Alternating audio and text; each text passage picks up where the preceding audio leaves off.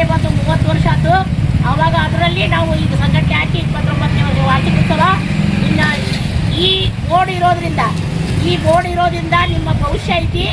ನಿಮ್ಮ ಕೊಳಗೇರಿ ನಿವಾಸಿಗಳ ಭವಿಷ್ಯ ಇದು ರಾಜಕೀಯ ಅಲ್ಲ, ಇದು ಸಂಘಟನೆ ಒಗ್ಗೂಡಿ ನೀವು ಮುಂದಿನ ಸಲ ನೀವೇ ಮಾಡಿ ನನ್ನ ಕರಿಬೇಕು.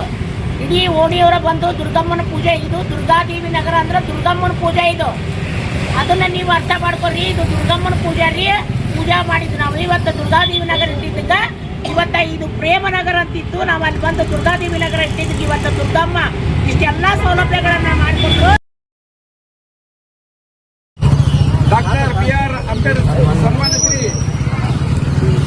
ಬಿ.ಆರ್. ಅಂಬೇಡ್ಕರ್ ಅವರ ವಿಚಾರಧಾರೆಗಳ ತಳಹದಿಯ ಮೇಲೆ, ಮಹಾತ್ಮ ಗಾಂಧೀಜಿಯವರ ತಳಹದಿಯ ಮೇಲೆ ಇವತ್ತು ಕರ್ನಾಟಕ ರಾಜ್ಯದಲ್ಲಿ ಕಾರ್ಯನಿರ್ವಹಿಸ್ತಾ ಇದೆ.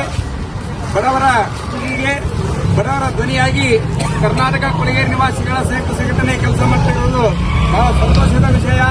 ನಮ್ಮ ಇಳಕಲ್ ನಗರಕ್ಕೆ ಆಗಮಿಸಿ ಸರಿಸುಮಾರು 29ನೇ ಹರ್ಷದ ವರ್ಷವನ್ನು ಇವತ್ತಿನ ದಿವಸ ನಾವು ಆಚರಣೆ ಮಾಡ್ತಾ ಇದ್ದೀವಿ ಬಂಧುಗಳೇ.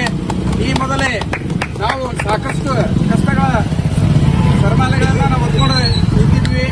ಒಂದು KKNS ಅಂದ್ರೆ ಕರ್ನಾಟಕ ಕೊಳಗೇರಿ ನಿವಾಸಿಗಳ ಸಂಯುಕ್ತ ಸಂಘಟನೆ ಅಂತ ಬಂದು ನಮ್ಮ ಕೊಳಗೇರಿ ನಿವಾಸಿಗಳಿಗೆ ಧ್ವನಿಯಾಗಿ ಸಂಘಟನೆ ಕೆಲಸ ಮಾಡಿರುವುದರಿಂದ ಆ ಒಂದು ಸಂತೋಷವನ್ನ ಹಂಚಿಕೊಳ್ಳಬೇಕಾಗಿದೆ.